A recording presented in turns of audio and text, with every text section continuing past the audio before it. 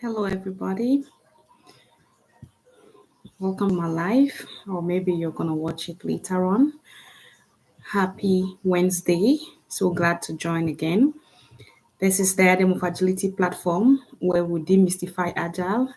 We discuss everything Agile. We create content for the greater population out there so that you can leverage from our experience. Today's discussion is going to be geared on how would you actually handle a situation in which you join an organization and all you keep hearing is provide this report, provide that report, as part of a team member? How would you handle such situation? Now, this is a disclaimer just so that you're aware that this is based on our experience and we're sharing it so that, other people can benefit. So it is not something that, you need to live by or you must adopt in your own environment. Our experiences are different, so feel free to chime in using the comment section if there's any contribution whatsoever. Feel free to contribute using the comment section. I'll be more than glad to ensure that we go through your comments, and if there's anything that needs any additional follow-up, we'll definitely tackle that. So this is entertainment purpose and is based on our experience. All right. So in a situation where the stakeholders or leadership keeps asking for report from the team members, what we have done in the past is to ensure that, so based on our experience, what I have done in a situation like this is I've actually joined an environment where the leaders kept asking for report. And as a result of this, it was actually because there was really nothing in place like sprint review events. They were kind of practicing some aspect of agile, because they had certain meetings like, daily stand-up, sprint planning, backlog refinement, and that was about it. The other aspect of the scrum events, they did not have it in place. Something like the sprint review, sprint retrospective, which is of utmost importance for the scrum process, it was not in place. So when I try to find out, like get a root cause analysis of what was going on, that was how I got to find out that okay, it's because they don't actually have something tangible that they can look back to, as leaders.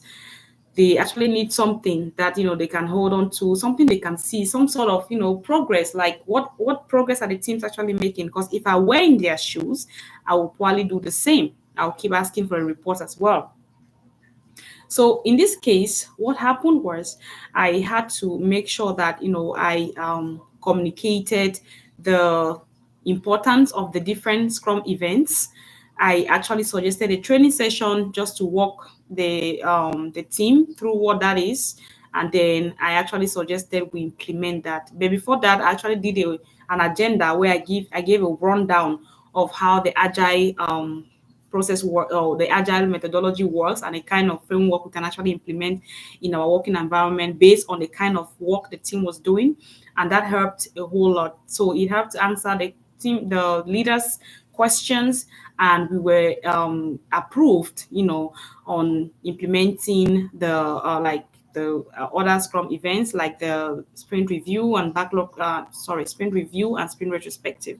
So, but with the aspect of the sprint review, what happened was I had to invite stakeholders, like the key stakeholders, leaders, to this event so that, they can get most of their questions answered, because it's a perfect opportunity to bring, leadership and or the customers and the team members together. Remember, the principle in one of the principle in agile is to ensure that there's that daily like the customers and the IT developers, like they're working together collaboratively on a daily basis. So bringing them together to in a platform for them to for team members to showcase their work, and for stakeholders or leaders to ask questions and interact live, with the real increment, like what has been considered done as the done increment. So they can actually view it. And that's where the three pillars of Scrum are actually reflected, which is transparency, inspection, and adaptation. So it goes a long way to help stakeholders or the leaders to be able to be comfortable with what is going on, because now they know the team's progress, they know what the team has been able to deliver for this particular sprint, and they know that okay, for the next sprint, this is probably what they are going to commit to, because product owner is actually going to communicate high level of what the expectation is for the next workload that the team members are actually going to engage into. So this was the aspect I used, like I implemented for the stakeholders, or the leaders, not to feel like, nothing is actually happening, because I realized team members were doing a whole lot of work, but at the end of the day, it felt like they were not doing anything, because they, like, stakeholders had nothing, leaders had nothing that they could look back to. So I also implemented metrics. That way, stakeholders or leaders had access to the team's board, and I made sure that I did interpret these metrics for them for better clarification, and answered any probably question that they have. And while the work is ongoing, they can definitely see the team's progress. There's transparency in the process, and that's the beauty of Agile. So this helped the stakeholders, so I make sure I continuously encourage them and coach them to attend these sprint review meetings, because it will, like I said, it's that opportunity for them to get all the information they need and even more. So they actually started attending the sprint review meetings, and the aspect of them, constantly asking for reports and updates and all that gradually went away, because every two sprints, at least they got something. Unlike before, where maybe you take 1 month and even more, like 2 months, they don't have anything. The team members are not showcasing anything whatsoever. They're just busy. They were just doing their work. And there was a lot of gaps around them just doing their work, because they were not actually focused on priority. So I had to, streamline a whole lot of stuff and make sure that, we are delivering just what the customers asked. That way, they are getting the value out of out of the effort that the team put in for every given sprint. So that's a way I've been able to handle a situation in which stakeholders constantly ask for report. And again, this thing is not from space, right? It is just real life kind of stuff. Like, what before someone asks for something, there's definitely a reason. They would not just ask for report out of the bat or for nothing. It's because they need something. Like, they need result. They need to understand that, okay, maybe as a business, we can make a decision based on this report, right? Based on actual data.